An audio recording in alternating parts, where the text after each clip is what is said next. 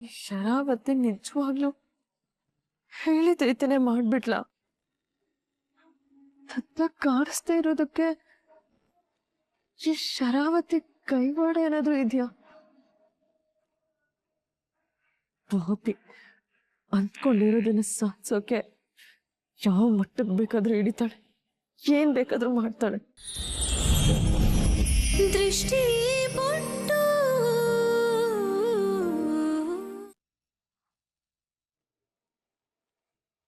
Thank you so much Kareem. ನಿನ್ನಿಂದ ನನ್ನ ಶತ್ರು ನಾಶ ಆಗೋ ಹಾಗಾಯ್ತು. ಎಷ್ಟೋ ವರ್ಷದ ನನ್ನ ಆಸೆ ಕನ್ಸುಗಳು ಈಡೇರ್ತು. ಇನ್ನು ನನ್ನ ದಾರಿಗೆ ಯಾರು ಅಡ್ಡ ಬರಲ್ಲ. ಈ ಶರಾವತಿನ ತಡೆಯೋರು ಯಾರು ಇರಲ್ಲ. ಏನೇನು ದೃಷ್ಟಿನ ಅವಳ ಕೈಲಿ ಏನಾಗತ್ತೆ? ದತ್ತು ಇಲ್ದೆ ಆ ದೃಷ್ಟಿ ಒಂಥರ ದೇವ್ರಿಲ್ದಿರೋ ಗುಡಿ ಇದ್ದಾಗ. ಆ ಗುಡಿನ ಸುತ್ತಿ ಏನು ಫಲ ಇಲ್ಲ. ನನಗೋಸ್ಕರ ಇಷ್ಟೊಂದು ಮಾಡಿರೋ ನಿನ್ನ ನಾನು ಮರಿತೀನ? ನೀನ್ ದುಬೈಗೆ ಹೋಗೋದಕ್ ಮುಂಚೆ ನಿನ್ಗೊಂದು ದೊಡ್ಡ ಪಾರ್ಟಿ ಕೊಡಿಸ್ತೀನಿ. ಸದ್ಯಕ್ಕೆ ನನ್ನ ಖುಷಿನ ಸೆಲೆಬ್ರೇಟ್ ಮಾಡಬೇಕು. ನಿನಗೆ ಆಮೇಲೆ ಕಾಲ್ ಮಾಡ್ತೀನಿ.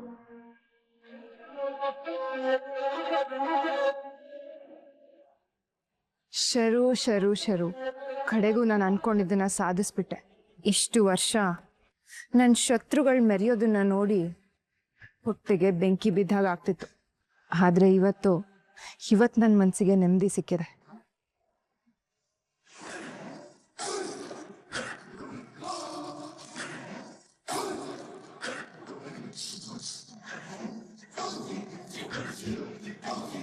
ಇಷ್ಟು ವರ್ಷ ಗಂಡ ಮಕ್ಕಳು ಸಂಸಾರ ಎಲ್ಲನೂ ಬಿಟ್ಟು ಗುರಿ ಕಡೆ ಗಮನ ಕೊಟ್ಟೆ.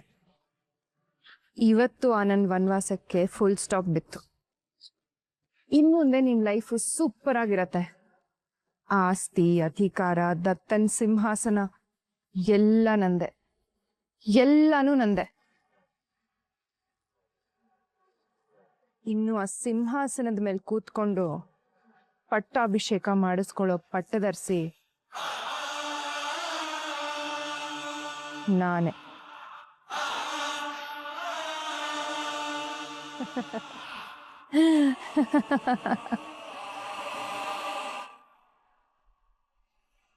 ಆಕ್ರಿ ಹೀಗ್ ಮಾಡಿದ್ರಿ, ನನ್ನ ಬಿಟ್ಟು ಎಲ್ಲಿಗೆ ಹೋದ್ರಿ? ನನ್ಗೊಂದ್ ಮಾತು ಹೇಳ್ದೆ ಕೇಳ್ದೆ ಎಲ್ಲಿಗ್ರಿ ಹೋದ್ರಿ?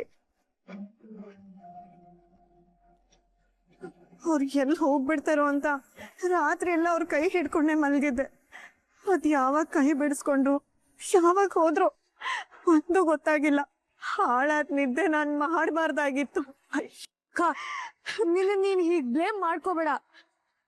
ಇಲ್ಲ ರಜಾ, ರಾತ್ರಿ ಯಾವಾಗ ಎಡಗಡೆಯಿಂದ ಹೂ ಬಿತ್ತೋ ನಾನು ಆಗ್ಲೇ ಹುಷಾರಾಗ್ಬೇಕಿತ್ತು.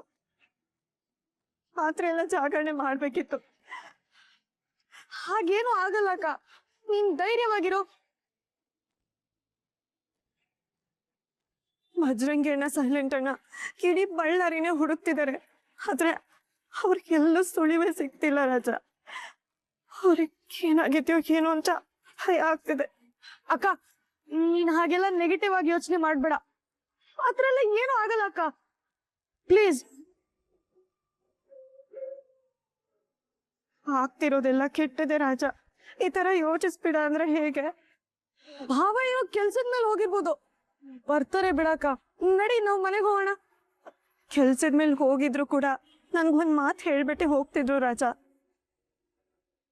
ಒಂದ್ ವೇಳೆ ನಾನ್ ಮಲಗಿದ್ರೆ ನಾನು ಈ ತರ ಜಾಗ ತಲುಪಿದೀನಿ ಅಂತ ಒಂದ್ ಫೋನ್ ಮಾಡ್ತಿದ್ರು. ಈಗ ನೋಡಿದ್ರೆ ಅವ್ರ ಫೋನ್ ಕೂಡ ಸ್ವಿಚ್ ಆಫ್ ಬರ್ತಾ ಇದೆ. ಫೋನಲ್ಲಿ ಚಾರ್ಜ್ ಇರ್ಲಿಲ್ವೋ ಏನೋ, ಅಥವಾ ಅವ್ರಿರೋ ಕಡೆ ನೆಟ್ವರ್ಕ್ ಇಲ್ವೋ ಏನೋ. ನೀನ್ ಸುಮ್ನೆ ಏನೇನೋ ಯೋಚನೆ ಮಾಡ್ಕೊಂಡು ತಲೆ ಕೆಡ್ಸ್ಕೋಬೇಡ ಅಕ್ಕ, ಸಮಾಧಾನ ಮಾಡ್ಕೋ. ನೀನ್ ಎಷ್ಟೇ ಸಮಾಧಾನ ಹೇಳಿದ್ರು ನನ್ ಸಮಾಧಾನ ಆಗ್ತಿಲ್ಲ ರಾಜ. ಮನ್ಸಲ್ಲಿ ಏನೋ ಒಂಥರ ಸಂಕಟ.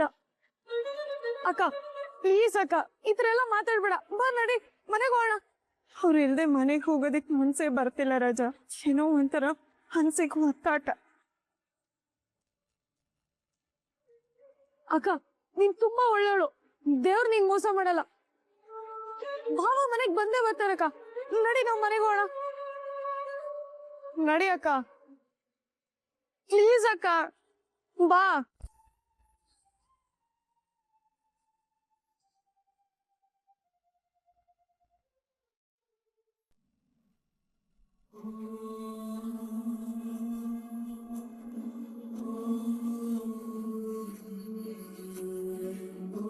ಪೇಷಂಟ್ ತುಂಬಾ ಸುಸ್ತಾದ್ರೆ ಗ್ಲೂಕೋಸ್ ಹಾಕಿ. ಅಯ್ಯೋ ನರಸಮ್ಮ, ನಂಗೆ ಅದೆಲ್ಲ ಗೊತ್ತಾಗಲ್ಲ. ನಮ್ಮ ಮಗಳಿಗೆ ಏನಾದರೂ ಹೆಚ್ಚು ಕಡಿಮೆ ಆದ್ರೆ ನಿಮ್ಮನ್ನು ಕರಿತೀನಿ, ಅದೇನು ಮಾಡ್ಬೇಕು ನೀವು ಮಾಡ್ಬಿಡಿ. ಹಾ,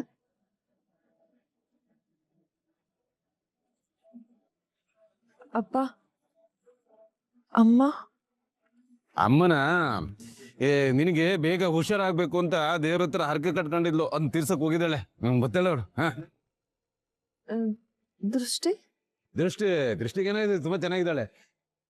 ಪುಡಿ, ಇನ್ನೊಂದು ವಿಷಯ ಗೊತ್ತಾ?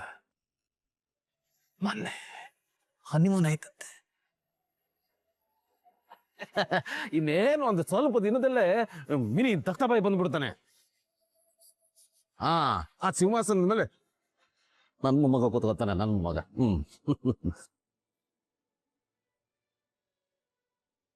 ಕೇಳೋದಕ್ಕೆ ಖುಷಿ ಆಗ್ತಿದೆ ಅಪ್ಪ. ಅದು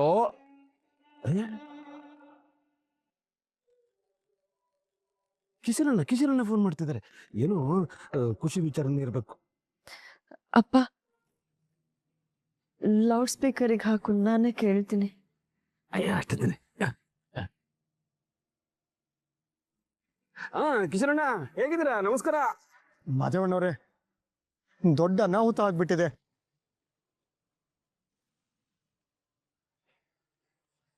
ಕಿಶರಣ್ಣ, ಏನಾಯ್ತು ಕಿಶರಣ್ಣ? ಅದು ಅದು ಮಾದೇವಣ್ಣ,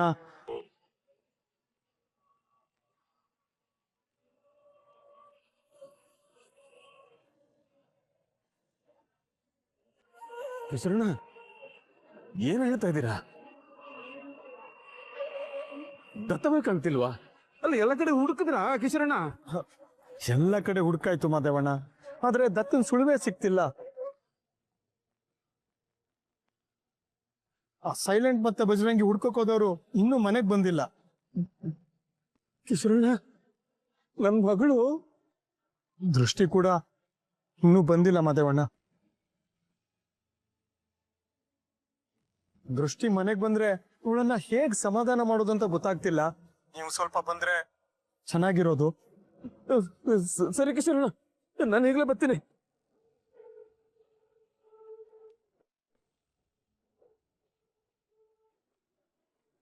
ಅಲ್ಲ ಪುಟಿ, ಏನ್ ಹಾಕ್ತೀನಿ ಅಂತ ನನಗೆ ಗೊತ್ತಾಗ್ತಿಲ್ಲ. ದತ್ತಬಾಯಿ ಬೆಳಗ್ಗೆ ಹೋದವ್ರು ಇನ್ನೂ ಮನೆಗೆ ಬಂದಿಲ್ವಂತೆ.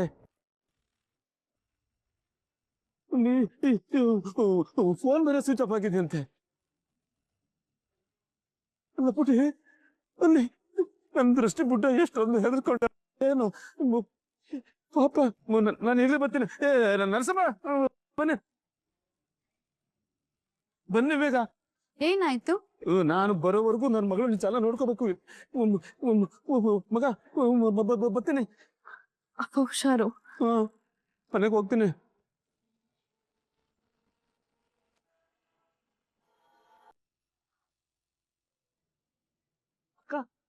ಸಮಾಧಾನ ಮಾಡ್ಕೊಳಕ್ಕ ಏನೂ ಆಗಲ್ಲ.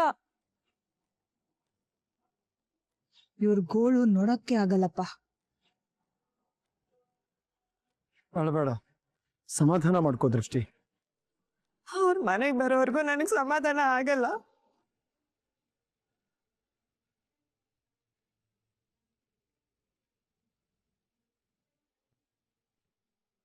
ನೋಡು, ಹೋಪ್ಸ್ ಕಳ್ಕೋಬಾರ್ದು. ಬಜರಂಗಿ ಮತ್ತೆ ಸೈಲೆಂಟು ಹುಡ್ಕೋದಕ್ ಹೋಗಿದ್ದಾರೆ. ಅವರಿಬ್ರಿಗೂ ದತ್ತ ಕೆಲಸ ಮಾಡೋ ಜಾಗ, ಡೀಲ್ ಮಾಡೋ ಜಾಗ ಎಲ್ಲ ಗೊತ್ತು. ಅವರಿಬ್ರು ಹುಡ್ಕೊಂಡು ಬಂದೇ ಬರ್ತಾರೆ.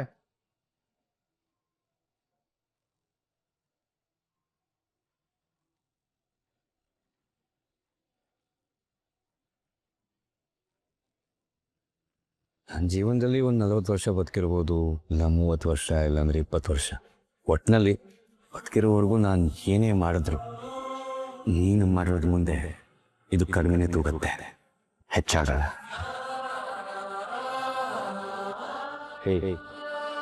ಅಳ್ತಾರ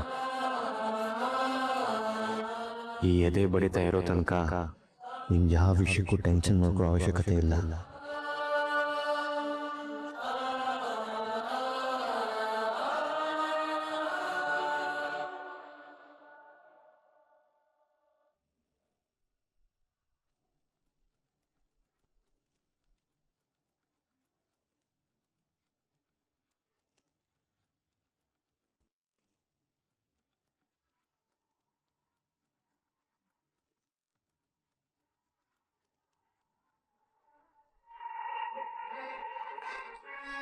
ಮನೆ ಮಠ ಎಲ್ಲಾನು ಬಿಟ್ಟು ಎಲ್ಲಾರನು ಬಿಟ್ಟು ಹೊರಟೋಗ್ಬಿಡ್ತಾನೆ. ಅಲ್ಲಿಗೆ ದತ್ತು ಬದುಕಿದ್ದು ಡೆಡ್. ದತ್ತು ಅವನತಿ, ಅವನ್ ಸಮಾಧಿ ಮೇಲೆ ನನ್ನ ಉನ್ನತಿ. ಶರಾವತಿ ನಿಜವಾಗ್ಲು ಹೇಳಿದ ರೀತಿನೇ ಮಾಡ್ಬಿಟ್ಲ. ದತ್ತ ಕಾಣಿಸ್ತಾ ಇರೋದಕ್ಕೆ ಈ ಶರಾವತಿ ಕೈವಾಡ ಏನಾದ್ರೂ ಇದೆಯಾ? ಪಾಪಿ ಅಂದ್ಕೊಂಡಿರೋದನ್ನ ಸಾಧಿಸೋಕೆ ಯಾವ ಮಟ್ಟಕ್ಕೆ ಬೇಕಾದ್ರೂ ಹಿಡಿತಾಳೆ, ಏನ್ ಬೇಕಾದ್ರೂ ಮಾಡ್ತಾಳೆ. ನೋಡಿ, ನಿಮ್ಮನ್ನ ಈ ಔಟ್ ಹೌಸ್ ಇಂದ ದತ್ತಪೈ ಮನೆಗೆ ಶಿಫ್ಟ್ ಮಾಡಕ್ ಹೇಳ್ತಿದ್ದಾರೆ. ಯಾವತ್ತು? ಇವತ್ತೇ. ಇವತ್ತಾ? ನಿಮ್ ಮೆಡಿಸಿನ್ ಎಲ್ಲ ನಾನು ತಗೊಂಡ್ಬರ್ತೇನೆ. ನಿಮ್ ಥಿಂಗ್ಸ್ ಎಲ್ಲ ನೀವೇ ತೆಗೆದಿಟ್ಕೊಳ್ಳಿ. ಸರಿ.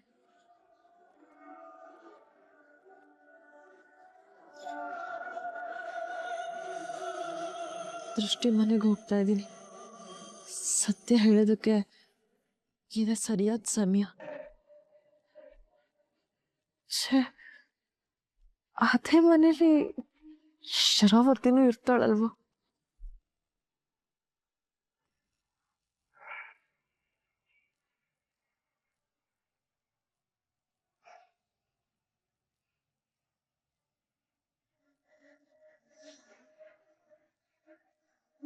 ಅಣ್ಣ, ಅವ್ರು ಸಿಕ್ಕಿದ್ರ? ಎಲ್ಲಿದ್ದಾರೆ ಅಂತ ಗೊತ್ತಾಯ್ತಾ?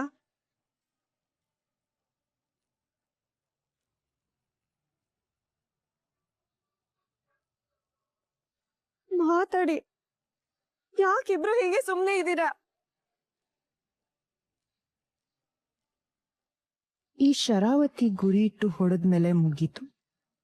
ಬಜರಂಗಿ ಅಲ್ಲ, ಆ ದೇವ್ರು ಬಂದ್ರು ದತ್ತುನ್ ಹುಡ್ಕೋಕ್ಕಾಗಲ್ಲ. ನನಗೀಗ ಆಗ್ಲೇ ತಲೆ ಕೆಟ್ಟು ಹೋಗಿದೆ. ನಿಮ್ಮಿಬ್ರು ಮೌನನ ನಾನು ಏನು ಅಂತ ಅರ್ಥ ಮಾಡ್ಕೋಬೇಕು.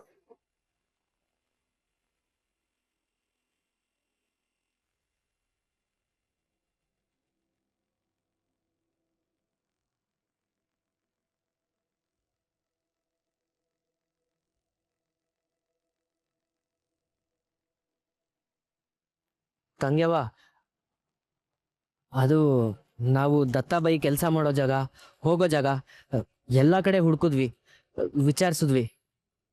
ದತ್ತಾಬಾಯಿ ಅಲ್ಲೆಲ್ಲೂ ಹೋಗಿಲ್ವಂತೆ.